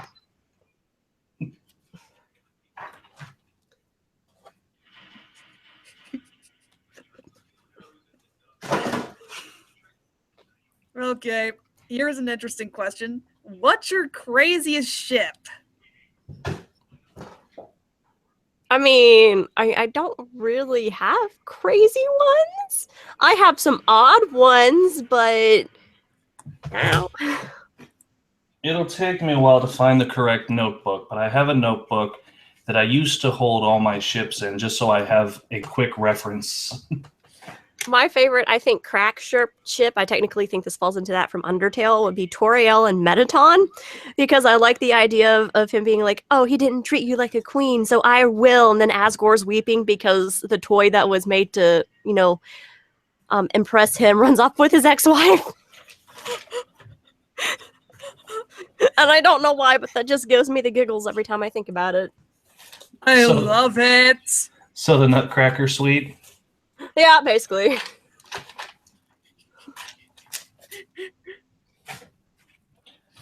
This segment of culture has been brought to you by Surprising Culture Facts. Trying to think of the weirdest one I've That's- shipped. I got a couple of weird ones. The first one that comes to mind, though, is Lord Dominator and Princess Demira from Wander Over Yonder.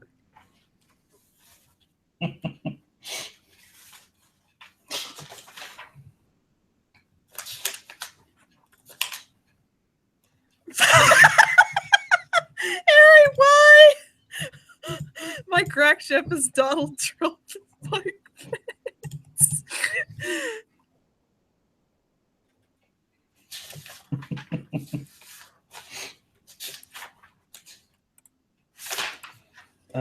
Not this notebook. Or maybe it is. No? No. Okay. Yeah, whatever.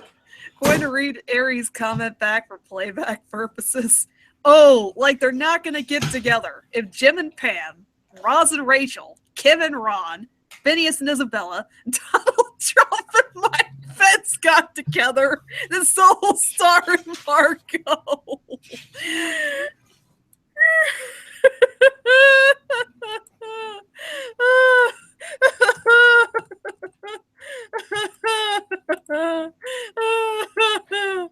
Yeah, if they want to go down the easy route.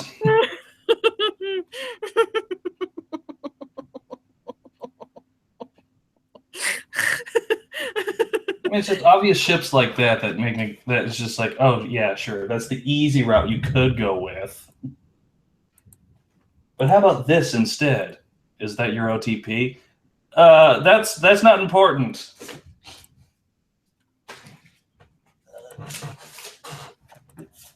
Just as a heads up, Alpaca's PC froze. I think she'll be back on here shortly, but that's what happened. Ah, okay. Just giving everybody a heads up there.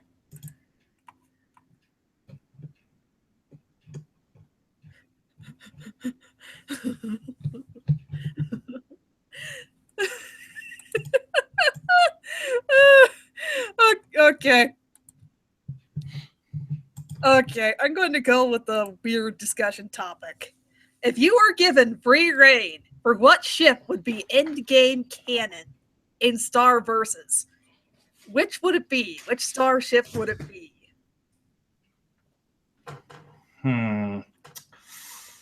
Let's see. Binks, get down from there.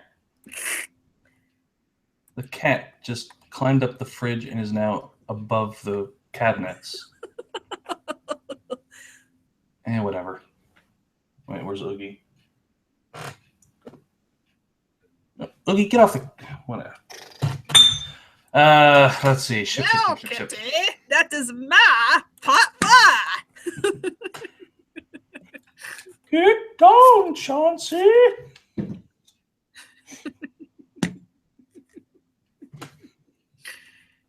Let's see. One ship. That's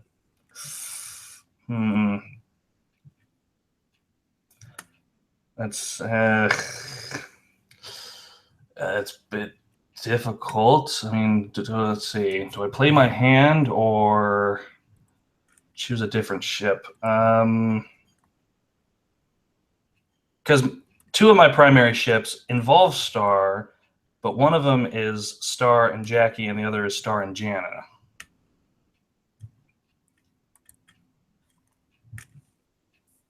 Between those two, which do you prefer?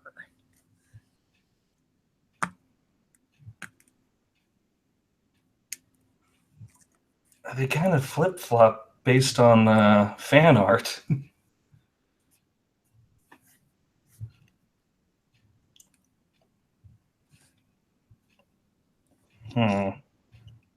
Glossaric in a second head.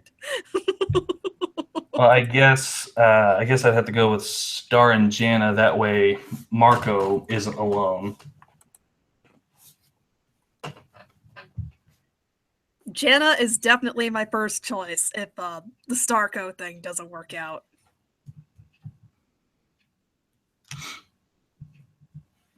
Yeah, and considering how excited Star is to see Jana, insert Jana Banana. Yes.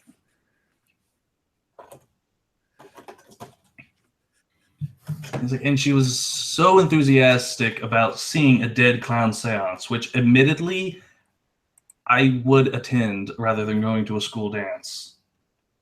Although admittedly, never went to one. I was too focused on drawing.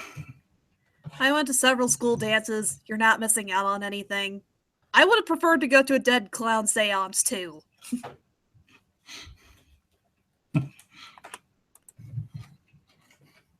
Years later, what are you going to remember? Some school dance or a dead clown seance? Dead clown seance.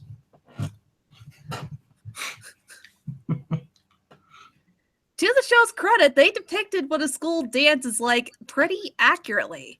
Most kids line up against the wall, or rather, if the kids are actually interested in dancing, it's usually just people grinding up against each other. That's it.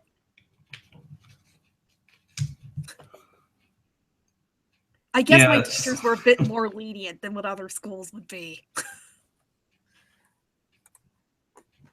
Yeah, it's one of the things that kind of confused me with the Loud House episode where Lincoln's triple slated for dates, and I was kind of confused as why they didn't do the typical school dance joke.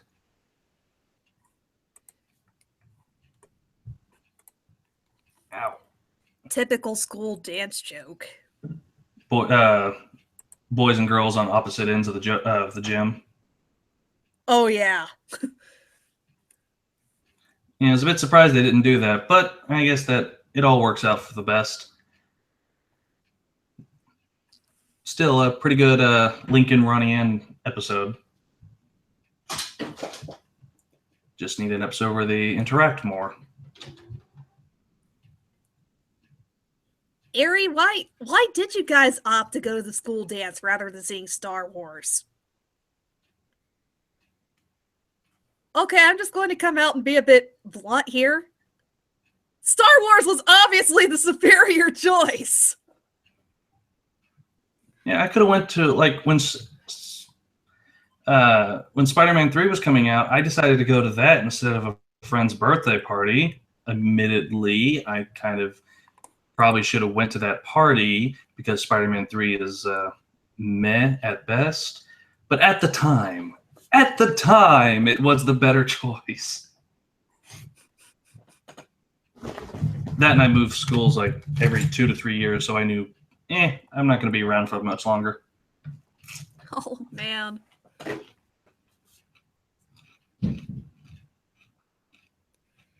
I once opted to go to a friend's swim meet instead of going to see High School Musical 3, one of the better decisions I've made in my life. I still can't believe my brother watched the first two. Just to give some context here, my cousin had a very small part in one specific scene in High School Musical 3, and my mom was hell-bent on going to see this one scene just to see if she could catch a glimpse of her. And then she made my dad and brother stay through the credits to see if my cousin's name rolled past. Huh. I am not kidding.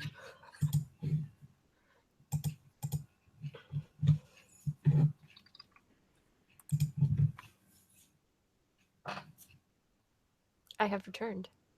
Hey, Alpaca. Hail and well met. Blast. All those D&D podcasts. They're affecting me now. I don't even play.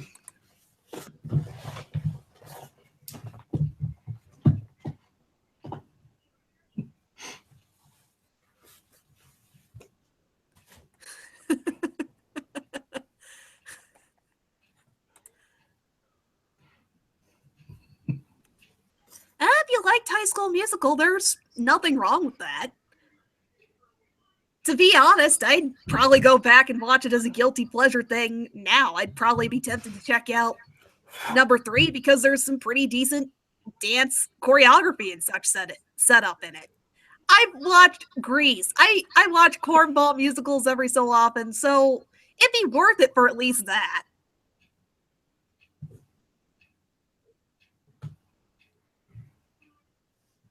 Yeah, unless I can riff on it, and unless I was recording the riff track for YouTube or something, I probably wouldn't watch it. Excuse me. Okay, Will, what am I supposed to read? Oogie, get down. Down. Okay, so this is for Will. Okay, we had a school dance on a riverboat in Savannah for a school trip. Me and a friend went and sat on the underdeck and talked and looked at the water while up top. Oh god, you're 13 guys twerking. Ew. Wasn't that an episode of Daria? Sounds like it could easily be the plot of an episode for one if it was rebooted and took place in modern day.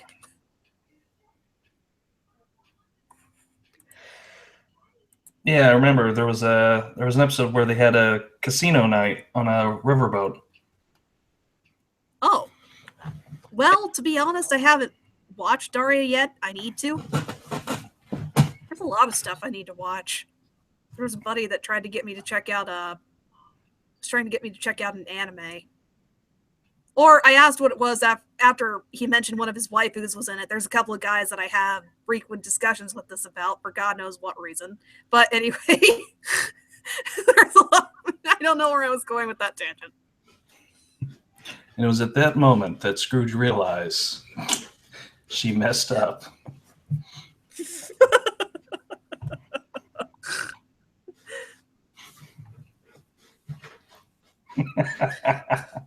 There's seriously, there's this couple of guys that I do another podcast with, and I swear most of our discussions are about favorite waifus and stuff. I would love to be able to just get together with a gal or a gay guy and discuss husbandos for once. Yes, after Q, Alpaca, we need to have whatever noise alpacas make.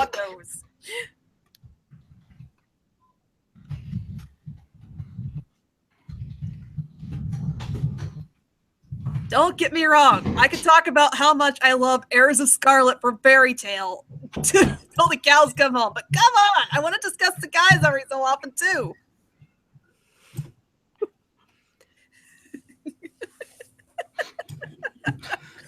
Let's hear it for the boys. Oh my god, there's a song in my head now from the uncut version of the movie The Sweetest Thing, and I'm just over here like Oh no. I'm gonna send you the link, Scrooge, because even it's too lewd for this conversation. You're kidding me, right? No, I wish. It's funny, but at the same time, not in this chat room. I respect our audience just a little bit too much. Okay. Okay.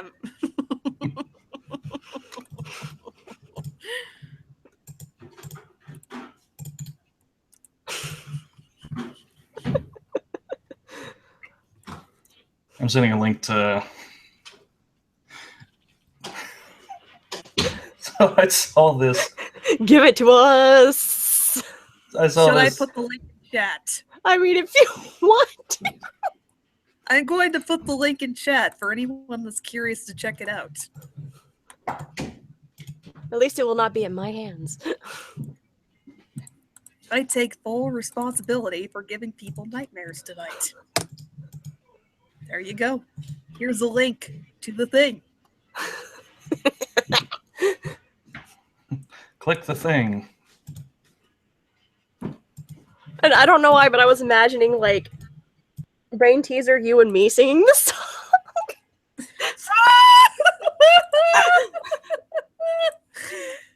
I just have to make that a thing. I'm kidding. No. Will.exe has stopped working.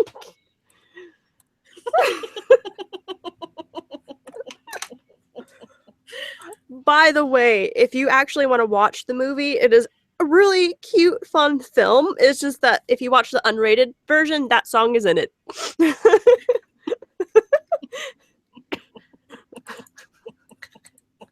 Speaking of innuendo.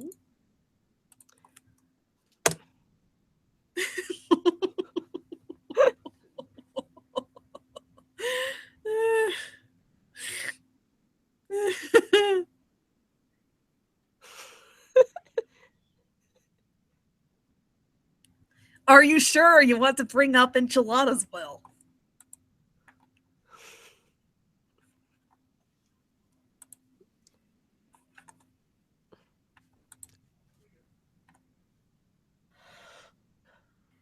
Ari, no! No more mention of the Bee movie!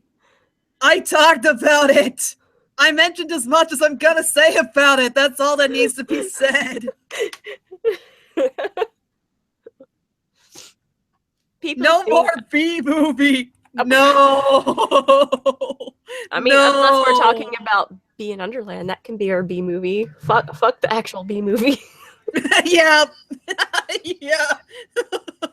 Just like the girl wanted to. Damn furries. The Observer is screaming now. Oops. It's not that it's not funny, it's just that the memes have destroyed any liking most people have for it. Yeah, if you like it, that's fine. You're more than welcome to bring up whatever you want in chat. I just give over dramatic reactions to things because I think it's Plastic cats. I'm giving you a hard time. Better hard time than bad time. Megalovania starts up.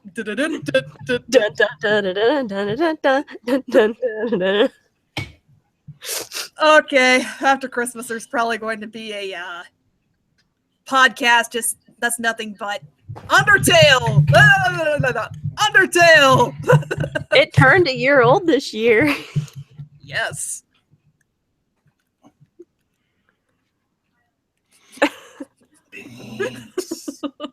I will hurt you. Yes, but the laws of aviation did not take into account how helicopters fly, because that's usually how bees' wings move.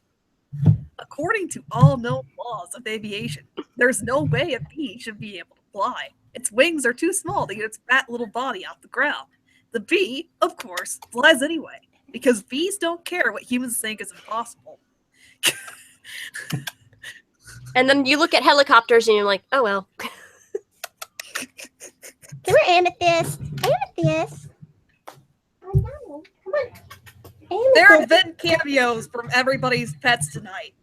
I'm sorry, Amethyst. SR's cat. You remember Alpaca's Amethyst? Hold on. You remember Amethyst, right? She used to crash all our streams back in the day. Let me show you how cute he is. Hold on. There I am. Look at the cat. Look at it. She's cute. Look at that cat. Darn it. I should have grabbed my tiny Chihuahua Shih Tzu mix when she was down here. You would have heard her growl, and then I would have held her up to the camera for everybody to see. She doesn't like to be picked up. Amethyst is just squarely. Hi, Thor. When did you get in here? Okay. Hi, Thor. I followed Okay. another one. It has been close to 2 hours, so going to start wrapping this up. Any last comments? Metaton has hot legs. I don't know.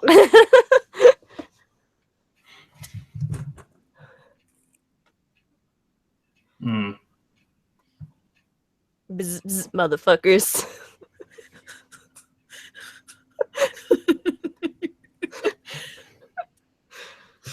Okay, that's the title for this week's podcast. Would that be BZZZZT or just BZZZZZ?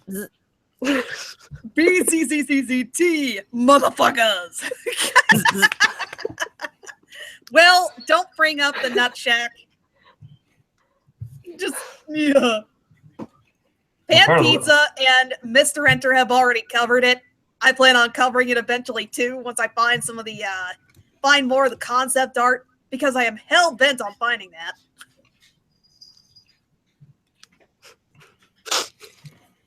And that's my ending. Any comment? Bzzzt. All right. Good night, everybody. Night. Aloha.